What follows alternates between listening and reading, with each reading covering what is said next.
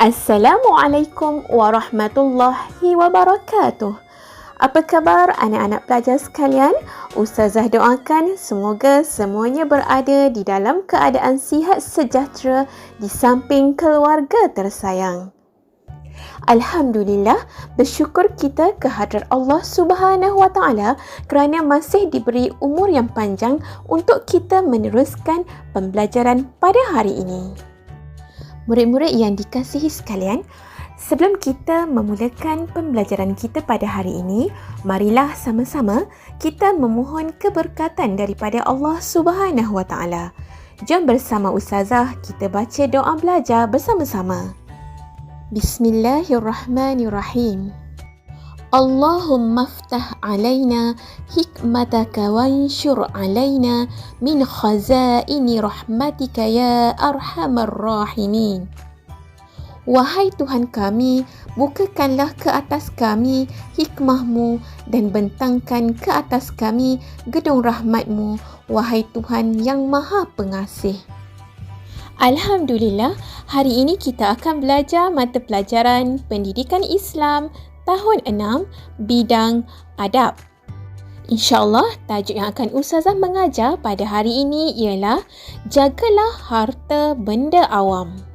Murid-murid semua bolehlah merujuk buku teks Pendidikan Islam tahun 6, muka surat 189, 190, 191 dan 192. Baiklah murid-murid sekalian, sebelum Ustazah meneruskan pembelajaran pada hari ini, mari kita lihat objektif pembelajaran terlebih dahulu. Objektif yang pertama, murid dapat menyatakan contoh-contoh harta benda awam.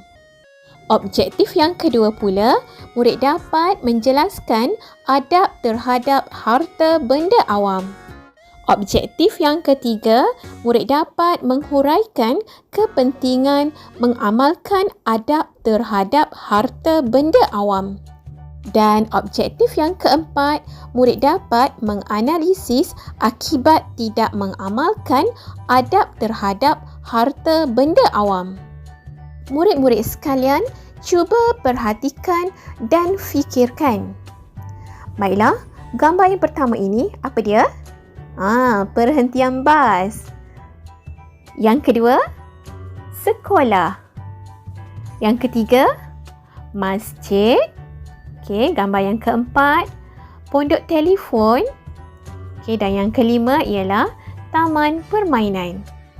Gambar-gambar yang Ustazah paparkan sebentar tadi adalah harta benda awam. Jadi tajuk kita hari ini ialah Jagalah Harta Benda Awam.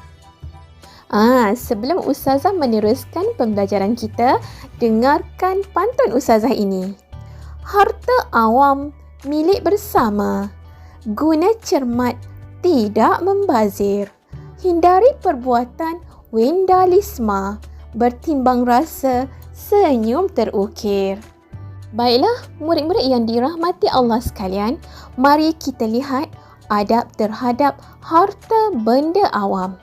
Cuba baca dan fahami betul-betul ya. Adab yang pertama ialah menggunakan harta awam dengan cermat. Adab terhadap harta benda awam yang kedua ialah mematuhi peraturan yang ditetapkan.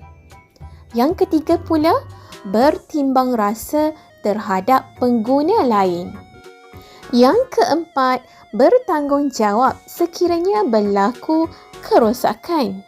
Dan yang kelima, tidak membazir. Kawan-kawan semua nak tahu tak? Kita mestilah bertanggungjawab dan bertoleransi. Murid-murid yang dikasihi sekalian, seterusnya mari kita lihat pula cara menangani perbuatan merosakkan harta benda awam. Bagaimana cara untuk menanganinya? Cara untuk menangani perbuatan merosakkan harta benda awam yang pertama ialah memberikan pendidikan agama yang sempurna. Yang kedua pula, menunjukkan contoh teladan yang baik. Yang ketiga, memberikan nasihat dan teguran. Manakala yang keempat pula mengadakan kempen yang bersesuaian. Yang kelima pula melakukan pengawasan terhadap harta benda awam. Dan yang keenam bersikap prihatin terhadap anggota masyarakat. Baiklah, murid-murid yang Ustazah sayangi sekalian, mari kita lihat pula akibat tidak mengamalkan adab terhadap harta benda awam ini. Apa yang akan berlaku? Baiklah, yang pertama akan berlakunya pembaziran.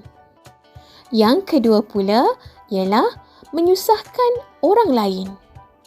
Akibat yang ketiga, banyak kemudahan awam rosak dan musnah. Akibat yang keempat pula, masyarakat berpecah belah. Dan akibat yang kelima, ekonomi negara akan terjejas. Murid-murid sekalian, cuba fahami dan hayati kepentingan mengamalkan adab terhadap harta benda awam ini. Ia boleh kita bahagikan kepada 3 kepentingannya.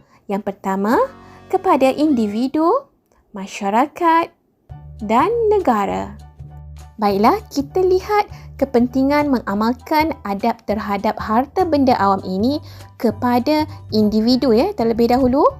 Baiklah, kepentingannya yang pertama ialah melatih diri supaya lebih berdisiplin. Dan kepentingan kepada individu yang kedua ialah memberikan kemudahan dan keselesaan kepada pengguna lain. Seterusnya, kita lihat pula kepentingan mengamalkan adab terhadap harta benda awam ini kepada masyarakat pula. Yang pertama, mewujudkan suasana harmoni. Dan yang kedua, kepentingannya kepada masyarakat ialah masyarakat dapat memanfaatkan penggunaan harta benda awam dalam tempoh yang lama. Baiklah, seterusnya, kepentingan mengamalkan adab terhadap harta benda awam ini kepada negara pula. Baiklah, kepentingannya yang pertama ialah dapat menaikkan imej negara dan yang kedua, menjimatkan kos penyelenggaraan. Kawan-kawan, kita juga mestilah menggunakan harta benda awam dengan cermat. Murid-murid yang dirahmati Allah sekalian, sebagai rumusan untuk pembelajaran kita pada hari ini untuk tajuk jagalah harta benda awam ini ialah kita perlu sentiasa mengamalkan adab ketika menggunakan harta benda awam supaya dapat dimanfaatkan bersama. Alhamdulillah, selesailah sudah pembelajaran kita pada hari ini untuk tajuk jagalah harta benda awam.